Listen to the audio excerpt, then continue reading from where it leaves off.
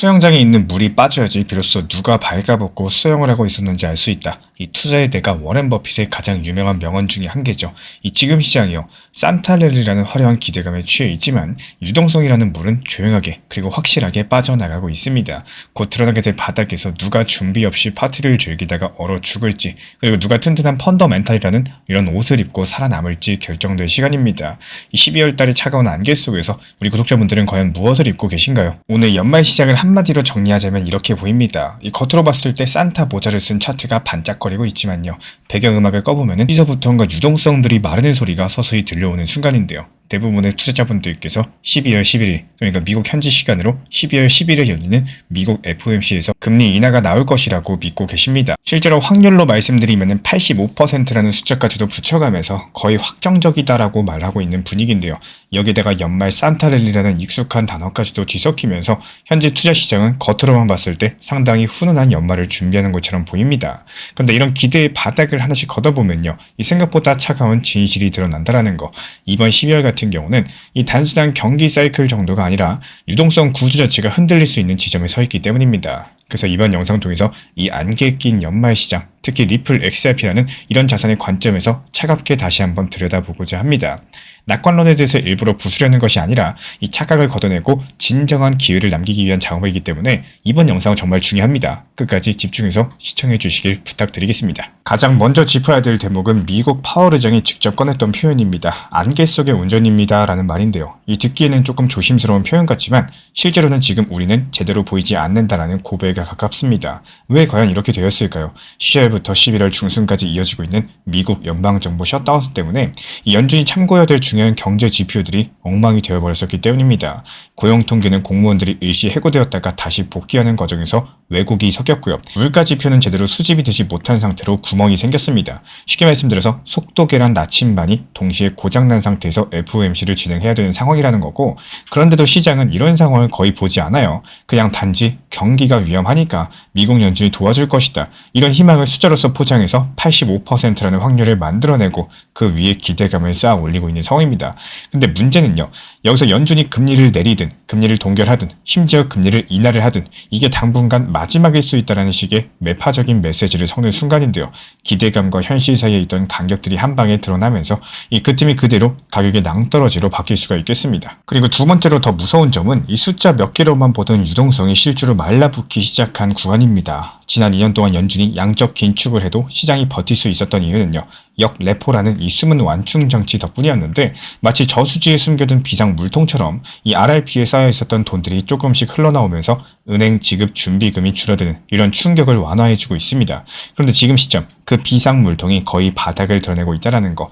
RRP 잔고가 0에 가까워진다는 말은요.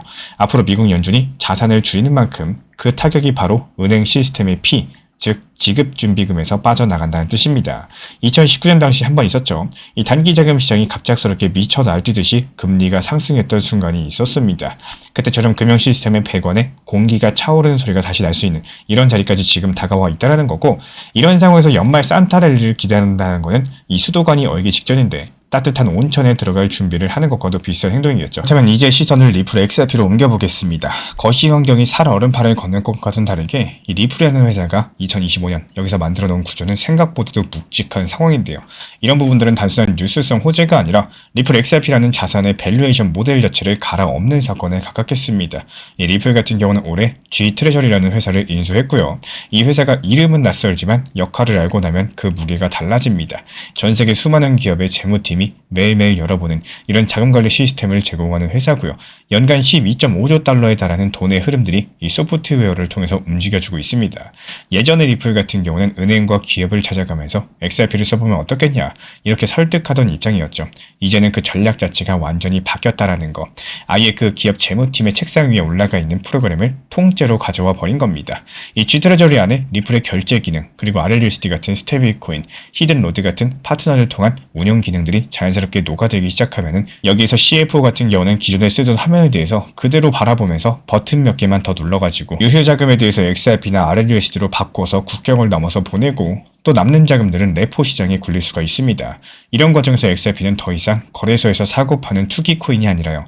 기업 운영 자금이 지나는 레일로서 서서히 성격을 바꾸게 된다는 거. 여기에 또 레일이라는 규제에 준수한 결제 인프라 회사까지도 더해지게 되면서 현재 리플은 XRP 하나만 밀어붙이는 구조에서 벗어나가지고요. 이 RLUSD랑 XRP를 함께 쓰는 멀티 에셋 전략으로서 선회했습니다.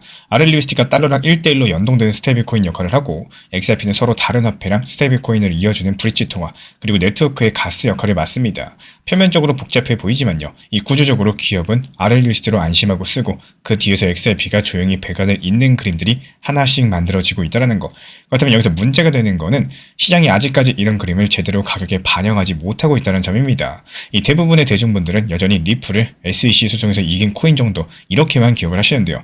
이 소송 리스크가 사라진 이후에도 XRP는 밈코인과 비트코인의 그림자에 가려진 채로 거래가 되고 있어요. 펀더멘탈은 오히려 예전보다 훨씬 더 탄탄해지고 있는데 현재 시장의 시선은 여전히 화려한 곳을 따라가는 이런 전형적인 가치와 가격의 괴리 구간입니다. 여기서 냉소적인 분들은 바로 이런 틈들을 기회로 삼으시죠. 다만 이런 괴리가 오래 유지가 되면은 오히려 가치에 함정이 될 수도 있다는 점 동시에 보면서 움직이셔야 됩니다. 여기에 11월 달에 터진 또 하나의 거대한 사건이 겹칩니다. 바로 미국에서 XRP 현물 ETF가 승인되고 실제로 거래까지도 시작을 한 건데요. 캐너리 캐피탈의 XRPC는 첫날에만 수천만 달러가 넘는 거래를 기록을 하면서 이거 진짜다라는 반응을 이끌어냈습니다. 그레이스 케일, 프랭클 템플턴 이런 이름들도 뒤따라가지고 등장을 하면서 XRP는 드디어 기관 자금이 들어올 수 있는 공식적인 통로까지도 갖게 된 건데요. 근데 여기서 차트를 보면 묘한 장면들이 펼쳐집니다. ETF는 화려하게 데뷔를 했는데 그 가격은 그 직후에 오히려 미끄러졌다라는 거. 이 온체인 데이터를 들여다보면 그 이유까지도 드러나는데요.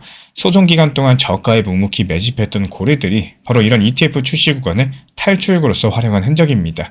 기관이 들어오는 문이 열리는 순간 이 먼저 들어와 있던 큰 손들이 조용히 그 문을 향해서 나가기 시작을 한 거죠. 지금 XRP 시장은 그래서 한쪽에서 ETF를 통해서 유입되는 이런 신선한 기관 자금이 들어오고 또 다른 쪽에서는 오래 버텨온 고래들이 차익을 실현하면서 여기서 나가는 힘겨루기가 한가운데 서 있습니다. 가격이 방향을 내기 위해서 이런 손바뀜이 어느 정도 끝나고 또 ETF로 들어오는 일일 자금들이 고래들의 매도량을 확실히 압도하는 구간이 필요하겠죠. 지금은 그 전환점에 도달하기 직전 이 다소 어지러운 과도기라는 거예요. 그리고 여기에 많은 분들께서 기대하는 산타랠리 이야기가 더해집니다. 연말만 되면 어김없이 나오는 이 단어는요. 사실 통계적으로도 그리고 올해의 특수 상황을 봐도 그다지 만만한 개념은 아닙니다. 미국 월가에서 말하는 진짜 산타랠리는 이 12월 전체가 아니에요. 연말 마지막 며칠, 새해 첫 번째 며칠, 아주 짧은 구간을 가리키는 말입니다. 그리고 비트코인 기준으로 봤을 때 과거 12월 달 수익률은 생각만큼 화려하지가 않습니다. 오히려 세금 정산을 앞두고 손실을 확정하고자 하는 매도가 쏟아지는 시기이기도 한데요. 올해 같은 경우는 여기에 정부 셧다운으로 비틀린 데이터, 그리고 영레포 고갈이라는 이런 유동성 리스크까지도 겹쳐있죠. 겉으로 봤을 때 역대급 산타랠리를 외치고 있지만 그 속을 열어보면 역대급 불트랩 시나리오가 함께 숨어있는 구조입니다. 이번 FOMC 기대감으로 12월 초에 한번 상승했다가 미국 연준의장 파월 발언에서 현실을 확인하고 나서 그 기대감이 실망 매물로 바뀌면서 급락하는 그림들 가장 전형적인 패턴이죠. 이제 다시 아주 구체적인 숫자로 XRP를 바라보겠습니다. 현재 XRP는 대략 2.2달러 부분에서 거래가 되고 있죠. 2.18에서 2.2달러 구간은요. 이 단기 상승 추세선과 이동평균선이 겹쳐있는 첫 번째 방어선 구간입니다. 이런 구간들이 무너지면은 2.1달러 그리고 1.87달러까지도 열려있는 구조인데 반대로 위쪽으로 봤을 때는 2.31달러에서 한번 막히고 진짜 추세가 반전되려면 2.58 그리고 2.65달러 구간들 강력한 거래량을 동반하면서 반드시 돌파가 되어야 되는 구간입니다. 이 온체인 데이터는 조금 불편한 진실을 보여주고 있는데요. 리플 레저상의 결제 거래량과 일일 트랜잭션 숫자가 한 달 전보다 절반 가까이 줄어들었습니다. 시장 가격은 ETF 기대랑 내러티브로 버티고 있지만요. 이 실제 네트워크 사용은 아직까지 그 속도를 따라오지 못하고 있는 모습이 보여요. G트레저리 인수, RLUSD 확장 등 실제로 온체인 데이터에 찍히기까지는 시간이 필요합니다. 바로 이런 시간차가 단기 가격 조정의 빌미가 될 수 있는 공백인 거고 그럼에도 불구하고 이 모멘텀 지표에서는 더 깊은 힌트가 보이는데요. 상위 타임프레임에서 RSI가 보여주는 히든 상승 다이버전스는 이 조정 속에서도 큰 흐름들이 완전히 꺾인 것은 아니라는 신호를 줍니다. 이 말인즉슨 현재 시장 눌림은 있지만 이 구조가 부서진 것은 아니라는 뜻이에요. 그래서 지금 필요한 것은 흥분이 아니라 이 시나리오별로 나눠서 움직일 수 있는 차분한 전략과 계획이겠죠. 이제 연말까지의 시간을 6개의 장면으로 나누어서 말씀드려 보겠습니다. 첫 번째 장면은 바로 지금입니다. 11월 말에서 12월 초까지 현재 시장은 FOMC 기대감으로 인해서 그 몸을 부풀리고 시장 커뮤니티에서는 폭등 임박이라는 말이 넘쳐나는 구간입니다. 이때 우리 구독자분들께서 하셔야 될 거는 섣부른 흥분이 아니라 관찰입니다. 유동성 수도꼭지가 막혀가는 소리를 들으시면서 있어서 이 추격 매수는 하지 않고 오히려 현금 비중을 서서히 올려두는 구간이에요. 그리고 두 번째 장면은 FOMC가 열리는 며칠입니다. 연준이 금리를 내리든 동결하든 파월 의장은 데이터가 불확실하다는 메시지를 반복할 가능성이 높아요. 여기서 시장은 그 순간 지금까지 믿어왔었던 85% 확률이 실제는 희망 섞인 숫자였다는 사실을 깨닫게 될 겁니다. 이때 차트에는 깊게 찔러내리는 그림자가 생길 수가 있어요. 이 공포에 휩쓸려가지고 던지는 손이 많아질수록 미리 준비한 사람들에게는 좋은 매수 가격이 바닥에 깔리게 될 거고, 그리고 세 번째 장면은 그 직후에 12월 중순의 조용한 공백기인데요. 이 눈에 띄는 뉴스도 방향성도 없고 거래량은 줄어들면서 지루한 하락이 이어지는 시기일 겁니다. 정말로 견디기 힘든 구간이지만 ETF 운용사 입장에서는 이것만큼 좋은 매집 구간이 없습니다. 그래서 이때의 가격 움직임은 더디게 느껴지겠지만요. 실질적인 손바뀜은 조용히 진행이 된다는 거.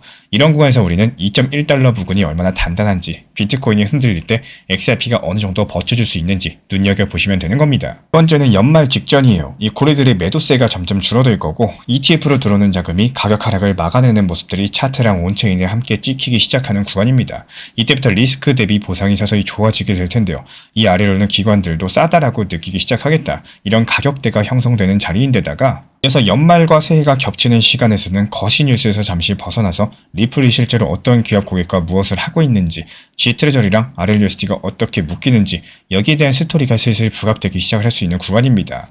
내러티브가 금리랑 정치에서 실제 사용과 인프라로 옮겨가는 시점이라는 거고, 이런 흐름들이 맞물리게 되면요. XRP는 단순한 알트코인이 아니라 핀테크 인프라 자산으로 다시 평가받는 계기를 맞을 수 있겠습니다. 그리고 마지막은 다음 해 새해 첫 주인데요.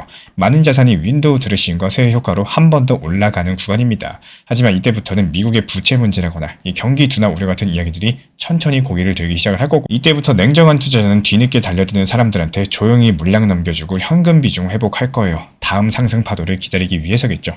이런 모든 이야기를 관통하는 한 줄은 정말 단순합니다. 지금 XRP 투자자분들에게 필요한 거는 막연한 믿음이 아니라 차갑게 정된 데이터와 시나리오라는 거. 리플은 G트레저리랑 매일 인수하면서 과거에 어느 때보다 강력한 구조적인 엔진을 손에 넣었습니다. 이게 언젠가 XRP 가격을 완전히 다른 레벨로 보낼 수 있는 기반이라는 거. 하지만 그 길로 가는 첫 번째 관문인 12월달은요. 이 산타가 아니라 매크로랑 유동성이 룰을 정하는 달이라는 거고, 기관들은 인프라를 사고 개미는 뉴스를 산다. 이런 말이 있죠. 여기서 우리가 선택을 해야 될 쪽은 명확합니다. 이 뉴스의 크기보다 배관의 두께를 보고 공포의 깊이보다 유동성의 방향성을 보는 쪽인데요. 산타클로스는 우는 아이에게 선물을 주지 않는다라고들 말을 하고 있죠. 이 시장은 준비되지 않은 투자자에게도 냉정합니다. 지금은 기도할 시간이 아니라 차갑게 분석하고 자신만의 6개 장면들을 머릿속에 세팅해두고 조용히 매복할 시간입니다. 그렇다면 이번 연말의 안개 속에서도 최소한 우리가 길을 잃을 가능성은 훨씬 더 줄어들 거예요. 지금 시장이 아무리 버겁게 느껴진다라고 하더라도요. 결국에 다시 올라오는 흐름을 어떻게 준비하느냐가 모든 걸 갈라놓는다라는 거. 이 사실 투자 시장은 늘 그렇습니다. 하락을 오래 겪다 보면은 이제는 안 오르겠지, 이 구간 벗어나지 못하겠지, 이런 생각에 마음이 흐트러지기 쉬운데요. 정말 아이러니하게도 이 시장은 늘 그렇게 사람들의 심리가 가장 약해졌을 때 다시 반등의 흐름을 만들어내고는 합니다. 그리고 그 반등은 누구에게나 똑같이 찾아오는데요. 결과는 늘 전혀 다르게 나타나요. 이유가 뭘까요? 그 이유는 딱 하나, 이 준비가 되어 있었냐 아니냐, 바로 이 차이입니다. 평균 단가 높다고 해서 그 사실 하나만 바라보시면서 스스로를 탓하기 시작을 하시면요. 막상 시장이 상승으로 돌아설 때도 이런 흐름을 기회가 아니라 부담으로만 받아들이시게 될 거예요. 평단이 높으면 오히려 올라가는 장에서도 이 불안해지고 조금만 떨어져도 다시 하락할까 손이 떨리고, 그러다가 결국에 중요한 구매에서 아무런 행동도 하지 못하게 됩니다. 하지만 시장이 안 좋을 때 차분히 준비하고 추가 매수 활용해서 단가를 조금이라도 낮추고 남들보다 더 탄탄하게 포지션을 다져놓은 분들은 이 반등이 나오는 순간부터 시장을 기울여서 바라보게 된다는 거. 많은 분들께서 가장 좋아하시는 리플을 메인으로 보면서 적당한 단기 고점과 단기 저점을 잘 살려나가면서 활용하는 게 정말 중요합니다. 이 상황에 맞춰가지고 적당한 알트 타점 병행하시면서 내 포트폴리오를 구성하고 효율적인 대응을 하셔야지 시장이 지루하지가 않고 재밌게 느껴지실 거예요.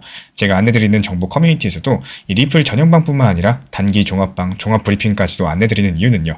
아무리 리플이라고 해도 몰빵으로 하나만 보는 전략보다는 안정적으로 비중을 조절하고 포트폴리오를 구성해서 효율적인 대응을 만들어 나가기 위함이겠죠. 구독자분들께서 필요로 하신 방 입장 신청 주시면 안내 도움 드리고 있고요. 3가지 방 전부 다 입장 필요로 하신 경우에는 3가지 방이라고 입장이라고 남겨주시면 안내 도움 드리도록 하겠습니다. 이 똑같은 시간, 똑같은 차트, 똑같은 반등인데 그 결과는 전혀 다르게 만들어지는 이유, 바로 이런 것들 때문이겠죠. 상승은 누구한테나 다가오지만 그 상승을 결과로 만드는 사람은 단 몇 명뿐이라는 거. 결국의 핵심은 단순합니다. 이 시장이 좋을 때 결과가 만들어지는 게 아니라 시장 분위기가 최악일 때 얼마나 준비되어 있었는지, 이게 바로 결과를 갈라놓는다라는 거예요. 우리가 해야 되는 거는 복잡하지 않습니다. 평균 단가를 탓하기보다는 지금의 시장을 어떻게 활용할지 고민하는 거, 하락장에서 얼마나 효율적으로 단기 저점을 살렸는지 점검하는 거, 다가올 상승장에서 어떤 분할 익절과 원칙으로 대응할지 준비하는 거, 이 단순한 과정들이 결국 몇 달 후 혹은 1년 뒤에 전혀 다른 결과를 만들어내게 될 거예요. 결국의 투자 시장은 잔인할 만큼 공평합니다. 기회는 누구한테나 오고 그 기회를 어떤 모습으로 맞이하느냐는 철저히 각자의 준비에 달려있기 때문이겠죠. 결국에 살아남는 건 준비된 사람, 그리고 흔들리지 않는 사람입니다. XRP든 비트코인이든 결국에 시장은 감정이 아니라 숫자랑 구조로 움직입니다. 특히 기술적인 자리랑 온체인 흐름들, 우리 개인분들께서 혼자서 실시간으로 체크하기 상당히 어려운 영역인데요. 그래서 제가 보는 차트 포인트, 온체인 지표, 그리고 그 숫자들이 실제 시나리오 안에서 어떻게 연결되는지 정확하게 정리해서 도움드리고 있습니다. 이 자료 받고 싶으신 분들은 현재 보이는 번호로 문자 신청 주시면 되고요. 주관적인 느낌이 아니라 객관적인 기준을 세우는데 분명히 도움이 되실 겁니다. 최근에 리플 단기 변동성으로 인해서 이 단기 저점에 대한 매수 타점 잡고는 싶어도 이 매수 타점을 잡기 어려워하시는 분들이 정말 많으신 것 같습니다.